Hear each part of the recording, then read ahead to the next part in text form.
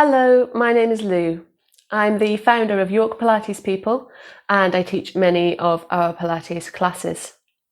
My style of Pilates is very pragmatic. I like to teach you exercises which are going to help you in your day-to-day life. And I also like to provide lots of variety in my classes to keep them interesting and keep them challenging for you. I plan a new class every week, so you won't often see a repetition of a particular sequence or a flow like you might see in a yoga class. However, there are some key principles and types of movement at the core of every one of my classes, and there are some exercises which we'll do again and again. Sometimes we'll add variations or emphasize different aspects of those exercises. So that's what I'm going to focus on today. Just some key areas that you need to know when you're joining a York Pilates People class. I want to give you a good understanding of Pilates so that you feel confident joining a live class or following a recording. I'll start off with some more in-depth explanations, and then we'll get moving more in the second half of this video. We'll still take things at a much slower pace than we normally would though, so that you can give every move your full attention, and that's really what's going to unlock Pilates for you. You don't need any kit except for a mat or something to lie on. All of the exercises are designed to be safe for you, even if you have back problems. However, if you're unsure about any of the exercises, please use your own judgment. You are, of course, taking part at your own risk. Okay, so let's get started. I want to introduce you to Clara. This is my model skeleton. And in particular, we're going to have a look at her pelvis. In Pilates, you'll hear me mention the pelvis a lot, and that's because it's really important. It's kind of meeting point for lots of your muscles. And so the position of your pelvis has a big impact on the rest of your body and how it moves. I'm going to point out a few key parts of the pelvis so you have a clear idea of what I'm referring to when I talk about it.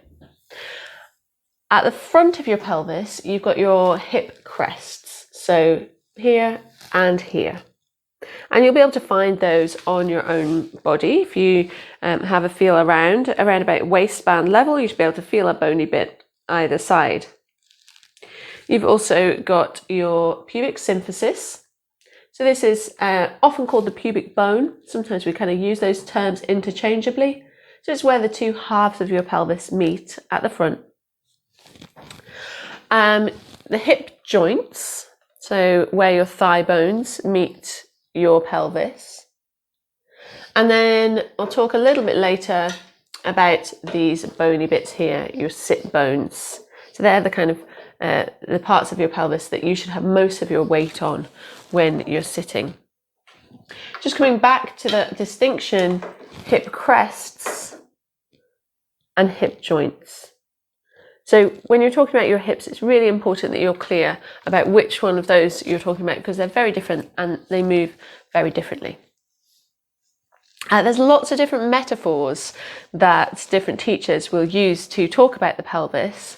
I find it useful to think about it as a bowl. So you can see that the pelvis sort of has the shape of a bowl this way around. And so that can help us to talk about the movements of the pelvis. So you can think about your pelvic bowl tipping forward and back, tipping side to side, and then maybe more complex movements as well, kind of circling around. I'm going to talk about imagining you have a marble in the bottom of the bowl. So we'd be rolling the marble inside the bowl, side to side, and then rolling it around like that.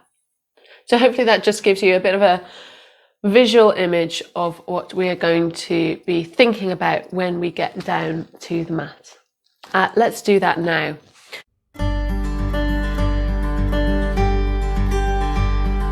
So lying on the mat with your knees bent and feet flat. Try to have your knees and feet about hips width apart.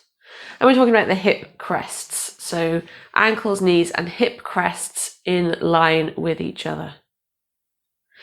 Let's think about that bowl again. So imagine that bowl sitting on top of your pelvis. It's got a marble lying in the middle of the bowl. Try rolling the marble forwards. Imagine you're trying to tip it out between your thighs. And then try rolling the marble backwards. So you're trying to tip it into your belly button. Do this a few times, rolling forwards and backwards. And forwards and backwards. Now, start to notice how you're creating this movement. Are you pushing into your feet? If you are, could you reduce the pressure in your feet? You're going to keep them on the mat, just not pushing into them. You may start to notice that in order to move the pelvis in this way, there are two main muscle groups at work. And these are the muscle groups that we focus on most in Pilates. Your abdominal muscles and your glutes, your bum muscles. So when you're rolling that marble into your belly button, your abs will engage slightly and your glutes will engage slightly. When you roll the marble away, you're losing that engagement, you're letting it go. Try coming to a center point between those two. And then imagine you're rolling the marble from side to side across your pelvic bowl. Imagine you're trying to tip the marble out through your right hip, out through your left hip. This will be a smaller movement. You're keeping the back of your pelvis down on the mat, but you're just changing the pressure. And this is partly just to build awareness of your pelvis. You might feel that nice little bit of movement in the back of your pelvis, perhaps in the lower back. So that should feel comfortable. Come back to center again. And finally, let's imagine that you're trying to roll the marble around the inside of your pelvic bowl. So if you start at your belly button, roll the marble around to your right hip, down towards your pubic symphysis, around towards your left hip, and back up to your belly button. Keep working your way around. Again, the back of the pelvis stays in contact with the mat. The feet stay relatively light. See if you can keep your knees relatively still. And what you should get is actually quite a nice little massage effect on the back of the pelvis. Try changing direction to roll the marble around the other way. And don't worry if this feels a little odd, if it feels a little bit sticky or clunky, if you're not getting a nice smooth circular movement. This is something that will come with time as you learn to control these muscles effectively. Have your arms rested down by your sides. And let's go back to that idea of rolling the marble into your belly button. You'll notice that your lower back flattens onto the mat and your tailbone is ever so slightly pointing up towards the backs of your knees.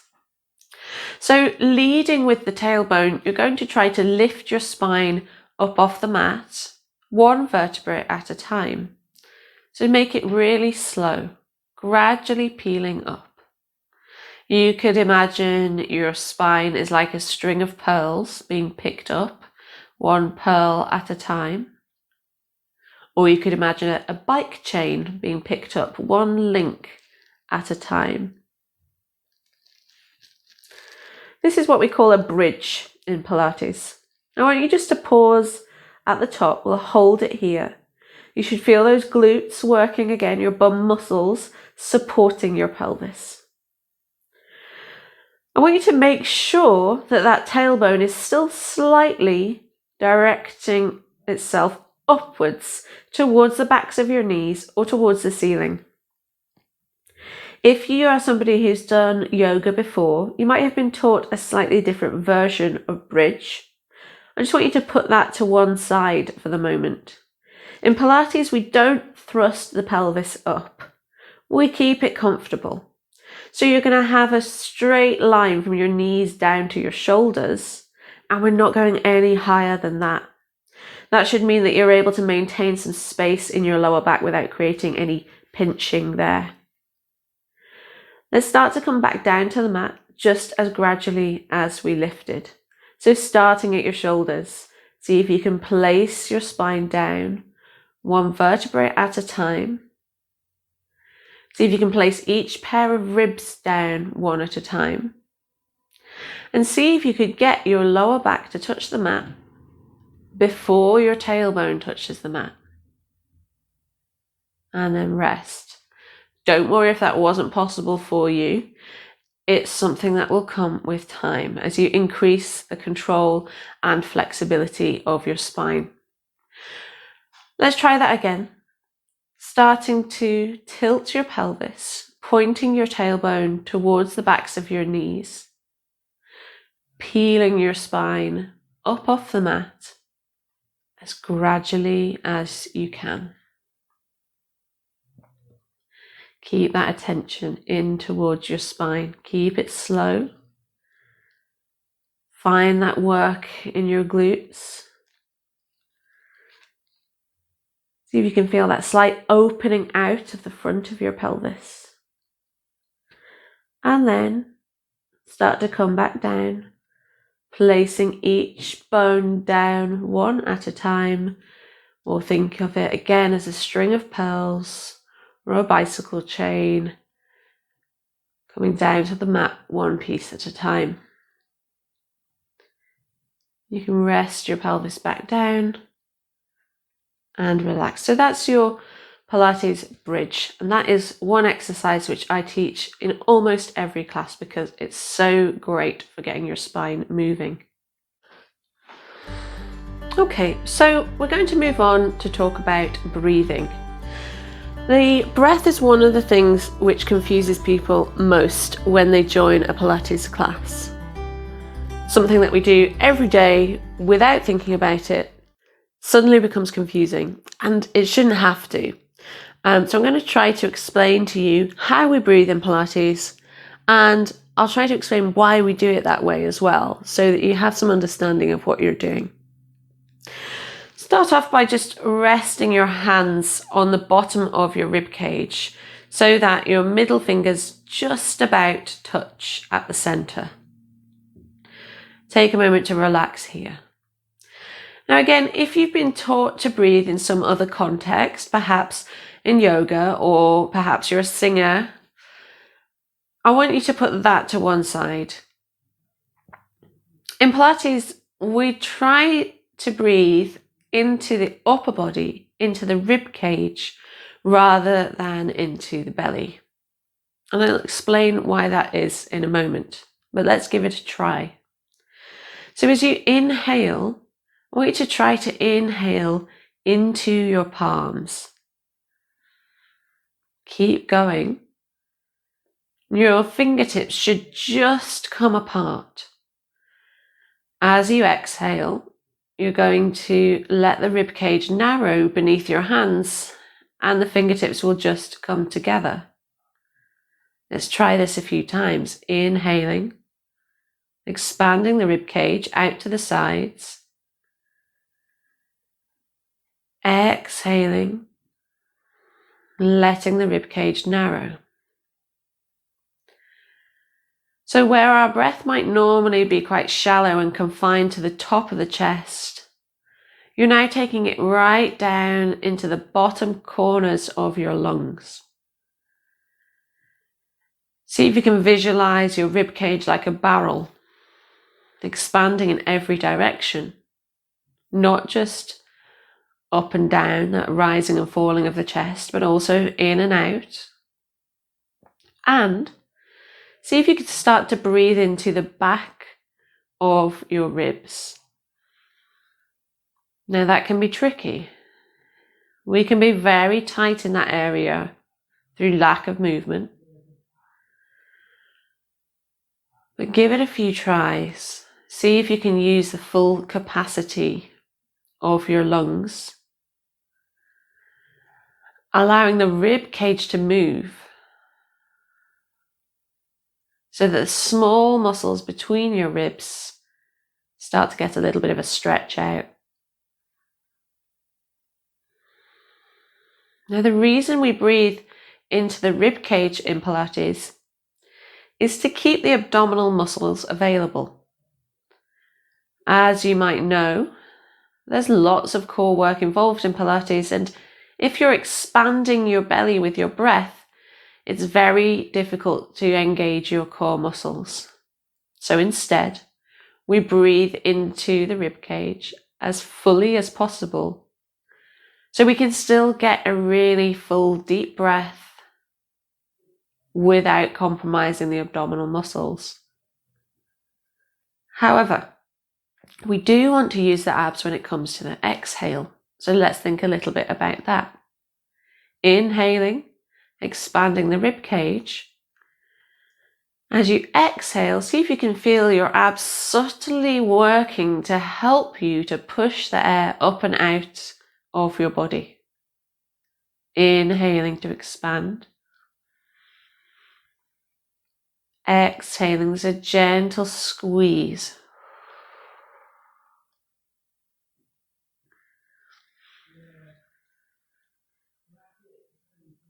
And this isn't necessarily something that you need to do very deliberately. It can be something which happens automatically.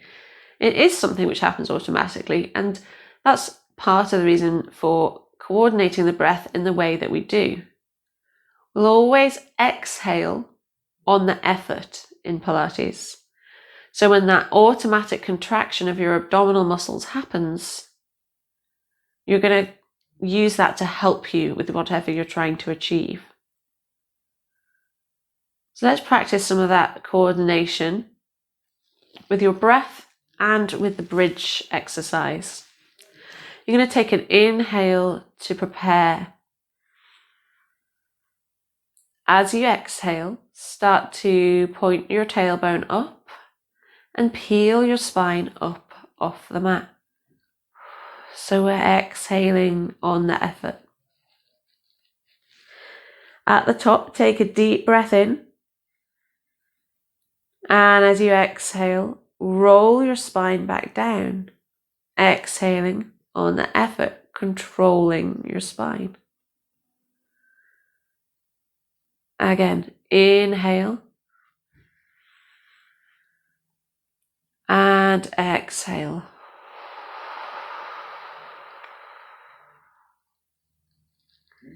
Inhale at the top.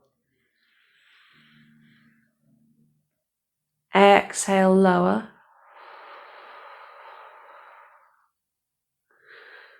Couple more times. Inhaling at the bottom. Exhaling to lift. And in Pilates, we tend to inhale through the nose and exhale through the mouth.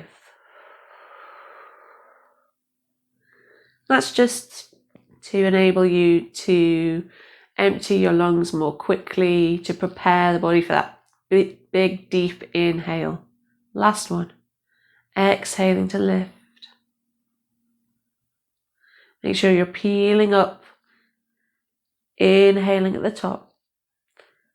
Exhale, placing the spine back down to the mat, one vertebrae at a time. You can rest your pelvis back down.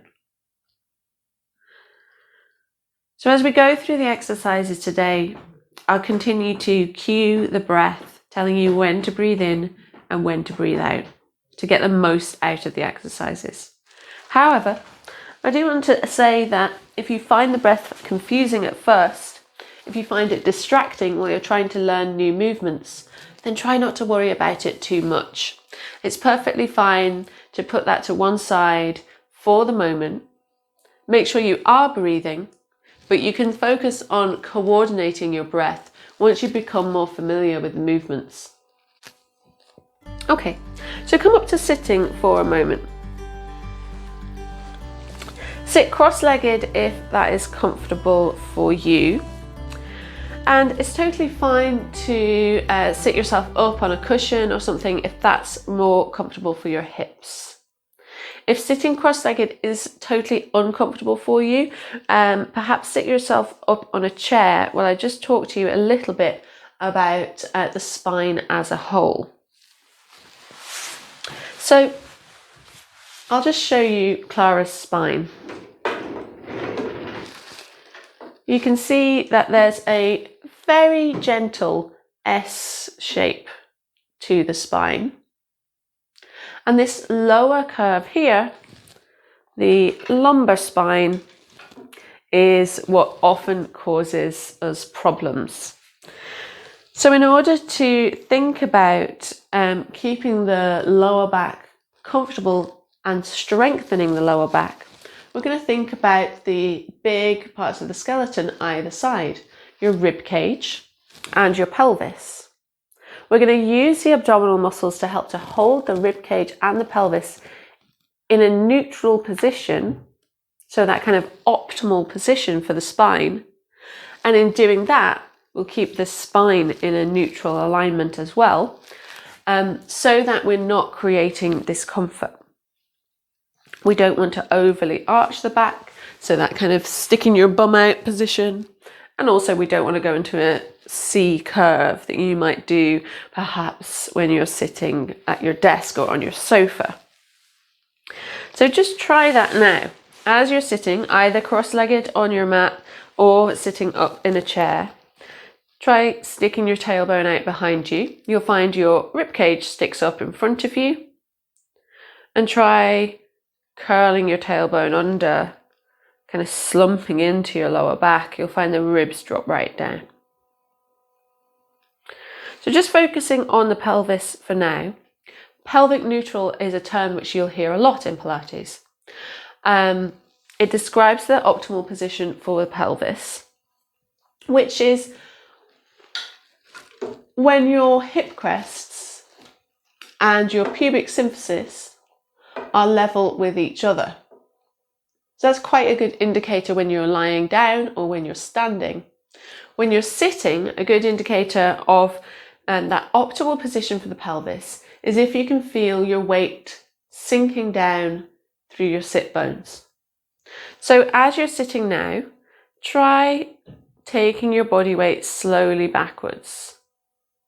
You should feel an increase in weight on those sit bones. And that gives you a good idea that you are sitting in pelvic neutral. Ribcage neutral is a little bit more nuanced. Lots of us have the habit of unconsciously lifting the ribs in order to look like we're sitting up straight. So I want you to put your hands on the bottom of your rib cage and try just very slightly sinking it down. Very, very slightly. Your ribs come down, or you could think of the back of your rib cage slightly pushing back. You should feel that little bit more openness in that mid to lower back area, and you might feel a little bit of engagement of your abdominal muscles. So we're going to try that again lying on the mat, and then we're going to start to challenge those abdominal muscles a little bit. So lying on the mat in that same starting position, knees bent, feet on the mat, and lining up your ankles, knees and hip crests with each other. Place the heels of your hands on your hip crests and rest your fingertips down towards that pubic symphysis. So your hands make a little triangle shape. And your hands should lie flat here. the fingertips and the wrists are at the same height as each other.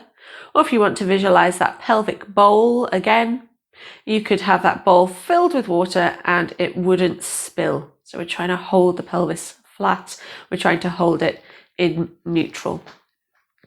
For ribcage neutral, see if you can get the very last pair of ribs on the back of your ribcage to sink down onto the mat. So quite often we have an arch in the mid-back which we want to try to eliminate.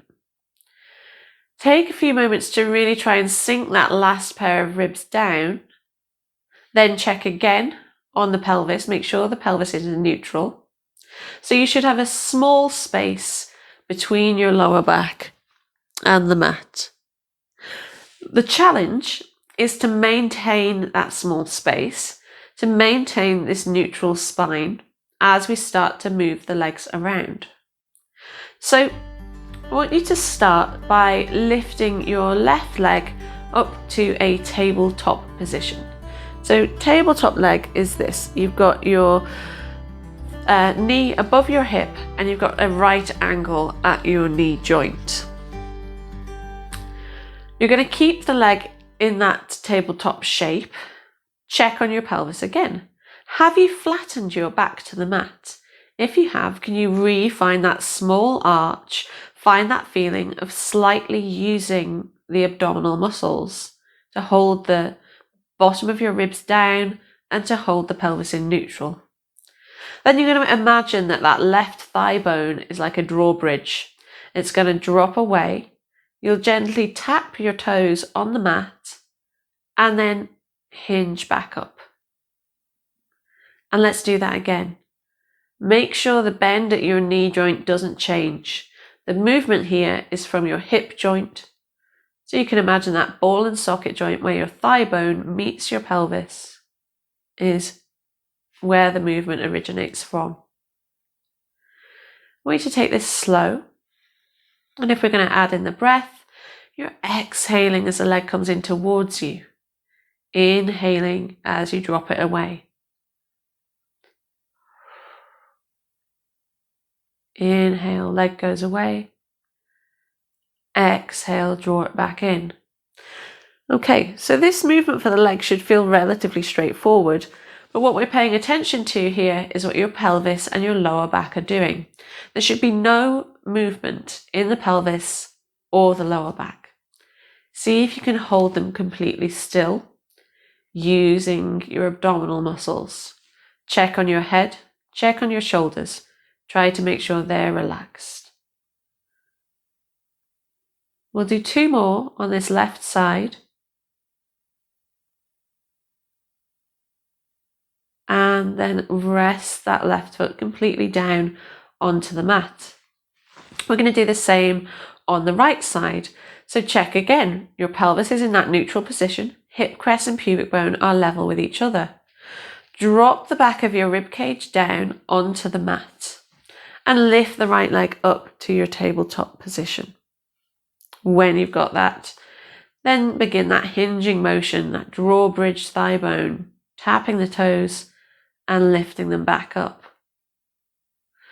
We'll start to think a little bit more about where your control is coming from. So I want you to check on that left foot, the foot that's on the mat, and make sure you're not putting too much pressure into that foot. Instead, the work of holding your pelvis still comes from your abdominal muscles. If we can learn to control the position of the pelvis, then we're going to much more effectively be able to avoid lower back pain. So this exercise is one that I'd really recommend practicing, giving it focus, giving it your full attention, and training your body to automatically use your core. 2 more on the right side.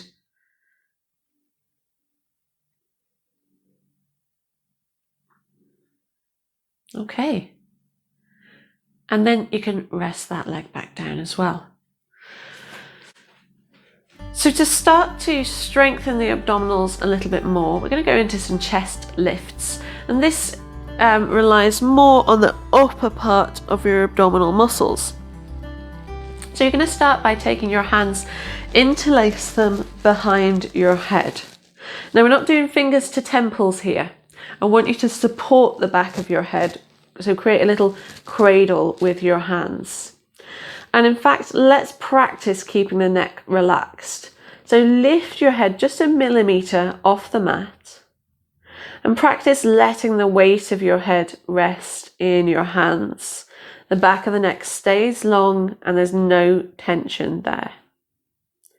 You're going to take a breath in to prepare.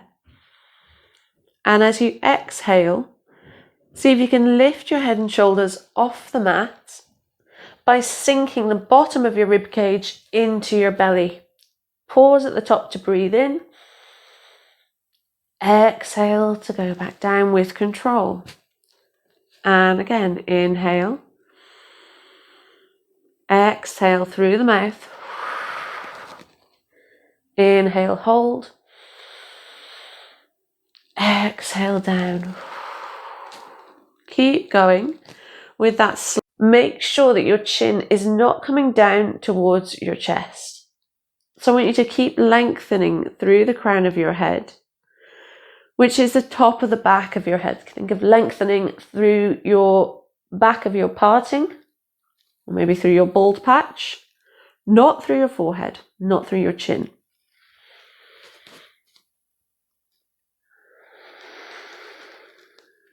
Okay, let's do 4 more. Keeping it controlled.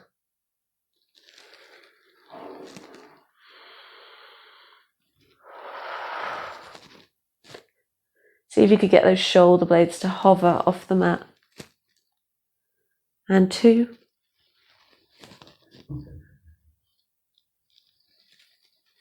And don't worry if this is not a very high lift. We want to lift and not curl. So while you rest, I'll just emphasize that we're not doing what you might have seen people doing in the gym. We're not crunching ourselves up here. We want to work specifically from that connection between the abdominal muscles and the rib cage. And the best way to do that and to support good posture is to keep your spine lengthened. Okay, you can rest your arms back down by your sides. A really important component when we're thinking about core work is making sure the muscles on the sides of your abdomen are working. So your external and internal obliques. These particularly help to control rotation. So we're going to do some rotation now. Bring your feet together and bring your knees together. So your ankles are touching, knees touching, inside thighs are together. Rotation of the torso relies on one thing: your upper body staying still and your lower body turning. Or sometimes it'll be your lower body staying still and your upper body turning. So we're going to do the former first. Let your arms relax. Keep those knees squeezed together and your ankles squeezed together. I want you to imagine you've got a 50-pound note between your knees and another one between your ankles. Let those ribs relax back to the mat and tip your knees over to the right. So your knees are going to start to point over to the right. You've kept them together. Don't let them slide apart. Don't let them drop apart. And that means that your left foot and your left hip should have come slightly off the mat. As you exhale, see if you can pull the left hip and the left foot back down onto the mat and come back to center. And then go over to the other side, tipping your knees over to the left. Your right foot and your right hip slightly lift. The edge of your left foot has stayed down. Exhale back to center. And then continue slowly, tipping the back of the pelvis from side to side, keeping those knees and feet stacked up. And see if you can control this movement from the sides of your belly. So I'm not interested in how far you go over. You're not trying to get your knees to the floor. What we do want is for you to feel that sense of control from your obliques. Something which could help you to get that is to start to think about the rib cage as well as the pelvis. So let's say your knees are tipping over to the left. You could think about pulling the right side of your rib cage back down to the mat. And when your knees tip over to the right, think about pulling the left side of your rib cage down to the mat. Let's try this with the arms lifted. Have your hands up above your shoulders. And then continue tipping the pelvis from side to side. And if you find that you suddenly start to lose your balance, then probably without knowing it, you are using your arms to stabilize you rather than using your core. So see if you can re-find the control of your movement without using your arms now. Again, don't go too far. There's no points for touching the floor with your knees. Just find that sense of control. Once more to each side.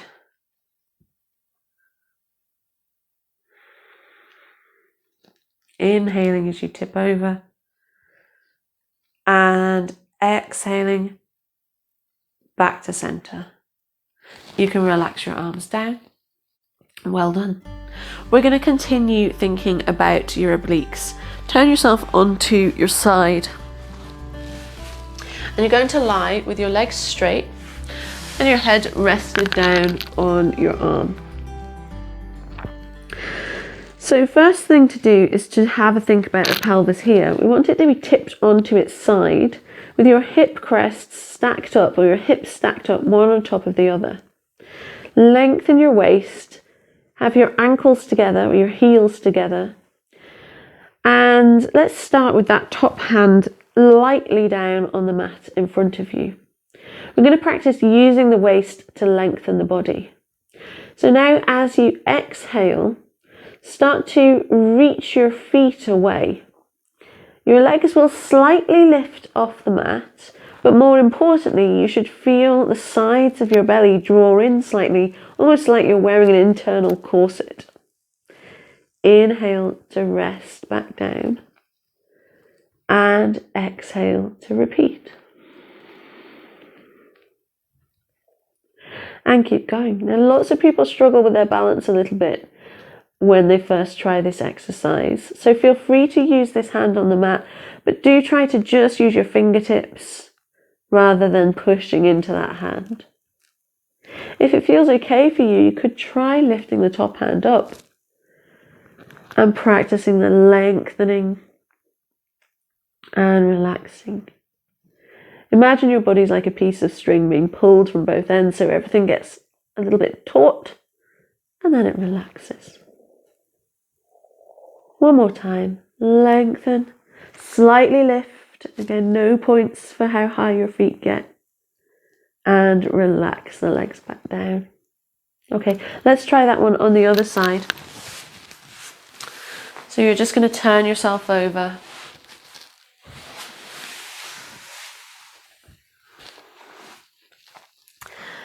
And again, choosing where your hand needs to be. So it might be that you start with it on the mat in front of you, just to see how you get on. Usually one side's a little bit different to the other.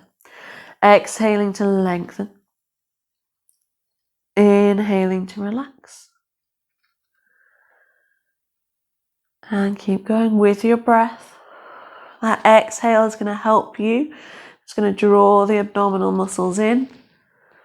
It's going to allow you to engage. 3 more on this side.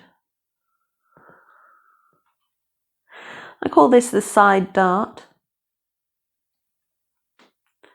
So you think of making that nice long dart shape with your body. Last one. Okay, and rest. Bend both knees. Have your heels in line with your bum. So have a look down, lift the heels up, check that they are in line with your bum. Have your hand on your top hip and push that hip away so you're lengthening your waist. And now we're going to practice clams. So we talked a little bit about the glutes earlier. You've got your gluteus maximus on the back of your bum, and that's what you were using in your bridges. But on the sides of your bum, you've got the smaller glute muscles, medius and minimus, and we're going to use those now. And they're really important hip stabilizing muscles. So keep your heels glued together. In fact, press your heels together. And lift your top knee up towards the ceiling without letting that top hip roll back. Press the knee back down. And repeat, lifting up and lowering down. I want you to move as though you're moving through a vat of treacle.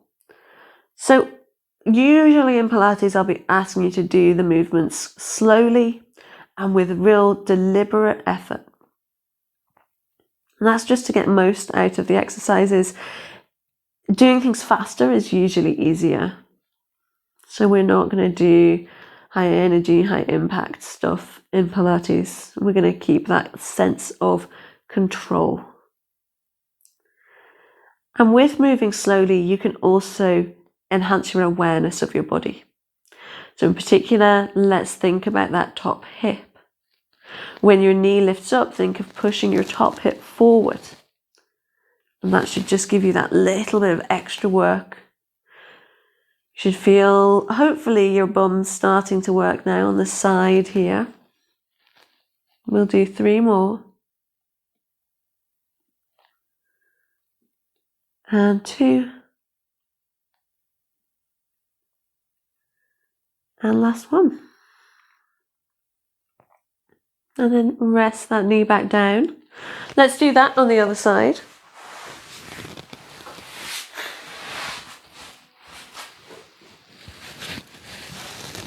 So again, do check that your heels are in line with your bum.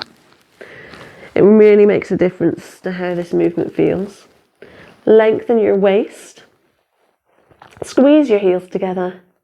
Lift and lower that top knee.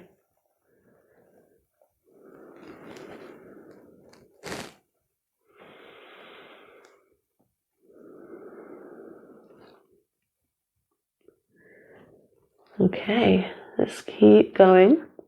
Keep looking for the work. So if you feel like this is easy for you, there's probably some adjustments to be made. Make sure you're squeezing your heels together. You could think of pushing that top knee down into the floor.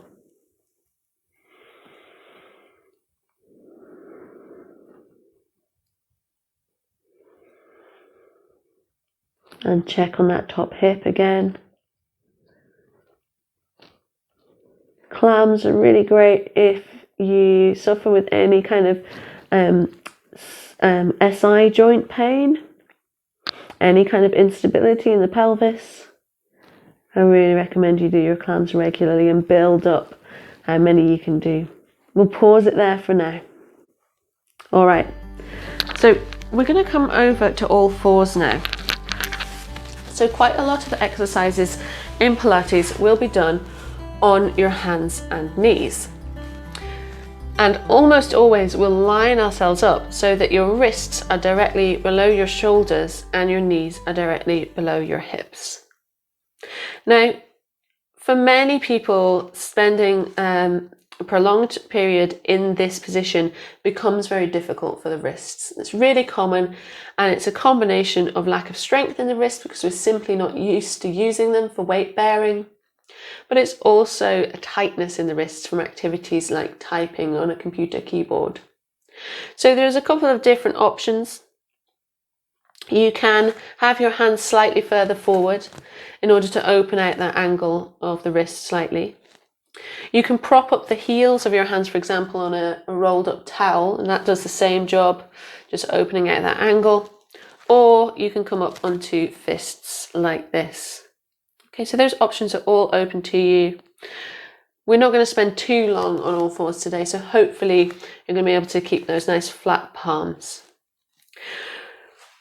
Next exercise I want to show you is one that we have actually stolen from yoga. So it's your cat stretch, cat and cow, just to get the spine moving and help to give you a good understanding of the movements of the spine.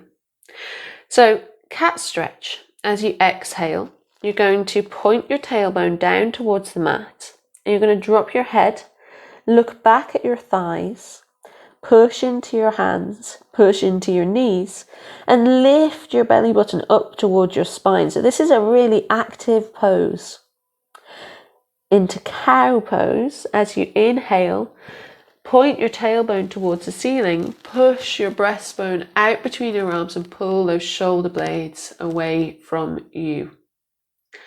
And then again, exhaling, round the back into cat stretch. Inhaling into cow.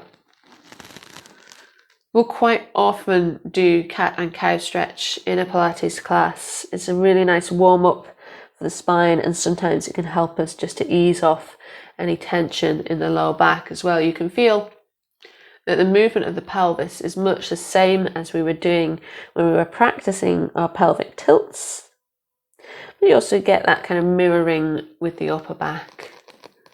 See if you can feel your shoulder blades open on the back of your rib cage, and then squeeze them back and down. Come back to a neutral spine, a flat back.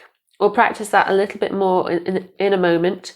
But I also just want to show you child pose. Now again, this comes from yoga. You're simply aiming to sit your bum back onto your heels and bring your head down towards the mat. Now it's up to you whether you're comfortable with your thighs parallel to each other or whether you want to bring your knees apart. This is usually used as a rest position. Sometimes we'll add more active versions of child pose. But if it doesn't feel restful for you, you've got a few different options. You can pop a blanket or a cushion between your bum and your heels, particularly if you do struggle with your knees, if you struggle to sit back onto your heels. Or there's always the option to lie on your back and hug your knees into your chest instead to create that same shape of the spine with far less strain on the knees. Let's come back up to all fours again. So now I want you to practice finding your neutral spine in your all fours position. See if you can find pelvic neutral here. So that's going to mean pointing your hip crest towards the mat and very, very subtly lifting the rib cage just a tiny bit. You're not arching the back, you're not rounding the back. You're just lifting the slightest little bit. See if you can feel that little bit of engagement in the abdominal muscles again. And then we'll test our balance and we'll get the glutes working. On your right leg, tuck your toes under. Slide that leg away. Make sure that you haven't moved your pelvis, so your hip crest is still pointing at the mat.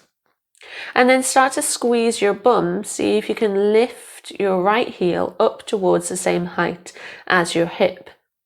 Again, pay attention to the position of your pelvis.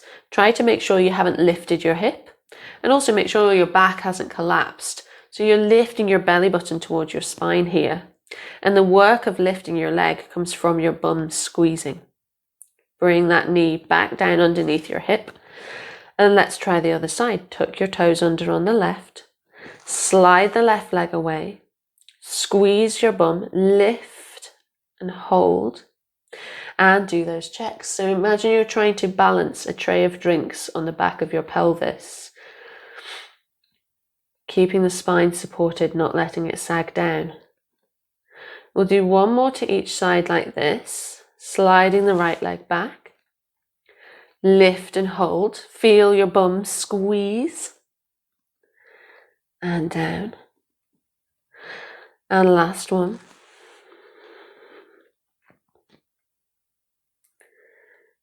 And down. And then let's try lifting the opposite arm as well, just to test your balance here.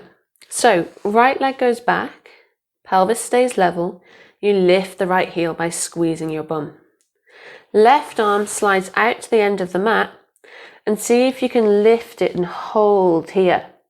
So this really relies on you being able to use your core to support your spine. You're not reaching up to the ceiling, you're just reaching in line with your body to try to keep that straight back. And then come back down. Let's try the other side. Left leg goes back and lifts up. Right arm slides forward and lifts up and hold. See if you can take a couple of deep breaths.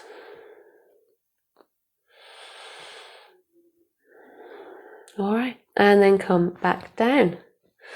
All right, well done. So now would be a good time to go back into child pose and just make sure that lower back's getting that stretch out.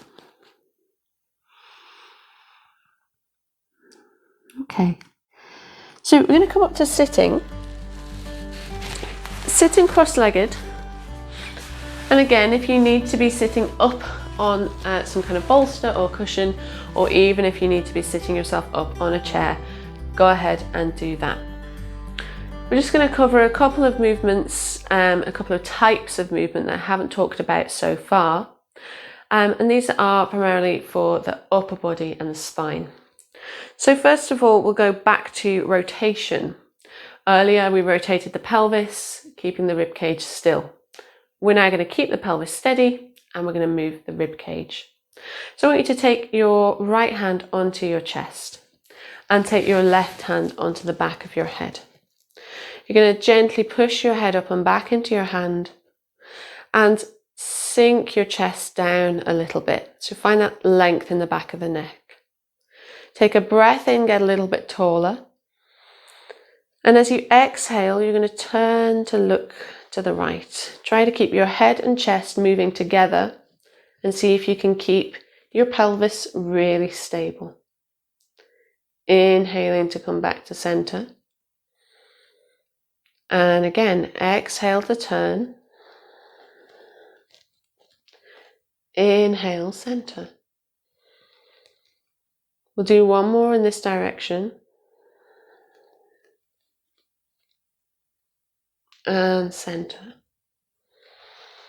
And then we'll swap it over. So left hand on your chest, right hand on the back of your head.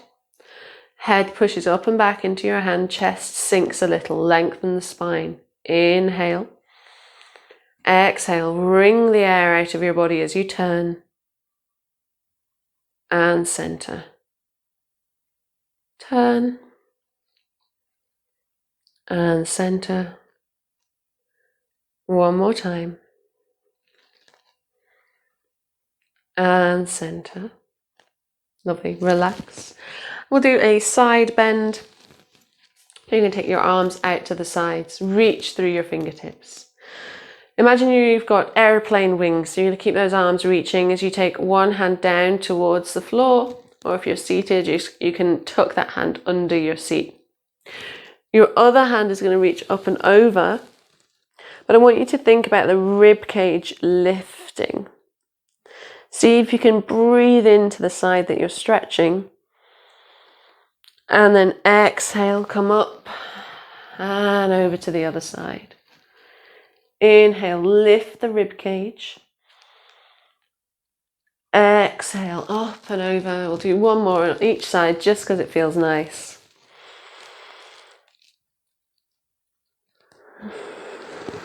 Last one, making sure that you're feeling that stretch between your rib cage and your hips, sinking the hips down into the mat or into your chair. Coming back to center. Okay, fantastic. There's just one more exercise I want to go through with you before we finish today, and that's the roll down. Now, it's an exercise that I use a lot at the beginning and the end of classes. And it's an exercise that quite often can be misinterpreted. So that's why I just want to go over it with you now. Come up to standing. And the roll down essentially is moving through the spine in a similar way to we did with the bridges. So one vertebrae at a time. I want to be clear that you're not aiming to touch your toes. You're not aiming to touch the mat. What we are aiming to do is to get a good stretch through the spine and to round it as much as possible. So we want to go through one really gradually, and then we'll do the second one a little bit more smoothly together. So imagine you're standing with your back against the wall, the back of your pelvis against the wall, the back of your rib cage against the wall, and the back of your head against the wall, standing up nice and tall. Take your head forward, imagining that your forehead is really heavy. Let the back of your neck lengthen, but the rib cage is still pressed back against that invisible wall. Then you start to peel the rib cage away from the wall. So you start to round your upper back.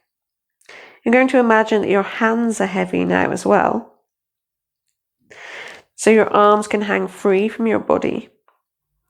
The back of your pelvis is still pressed against that wall. See if you can really push through the back of your rib cage, right down into the bottom of your ribs to feel that stretch. And then what's really important as we get to this point is that the abdominal muscles start to work. So pull the front of your ribs in towards your belly, and that's going to make sure that your spine is supported as you continue. Keep tucking that tailbone down to keep that roundness in the spine. And so you should be letting your head and arms hang in a position as though you're reaching over a barrel. Or imagine you've got a garden fence just beneath your belly button and you're trying to lift your belly button away from that pointy fence. Take a breath in here. And as you exhale, you're going to come back up. So let's think about getting the back of your pelvis against that invisible wall first. The rest of your spine is still rounded. Then start to push back through the bottom of your rib cage, straightening your lower back. Then focus on the rest of the rib cage coming back. The shoulders come back and down, and the back of your head comes back. And we've stacked up the spine to a lovely upright position. For our final roll down, we'll coordinate with the breath, inhaling, getting tall, and slowly exhaling through your mouth as your head drops down. And we're going to go a little bit more quickly, but just as gradually, rounding the back of the rib cage, right down into the bottom of the ribs, engaging the abdominal muscles to support your spine. You can soften your knees a little bit. Certainly make sure you're not locking your knees. Inhaling at the bottom. Exhale, stack your spine back up. Think of building it up one vertebrae at a time. Finding that core, stacking yourself up tall and reaching up through the crown of your head. And we're all done. So that has been your introduction to Pilates. I hope you found it useful. If you have any questions, please feel free to get in touch with me. I'm always happy to answer your questions. My email address is hello@yorkpilatespeople.com. Thanks so much for watching, and I hope to see you in class soon. Bye bye.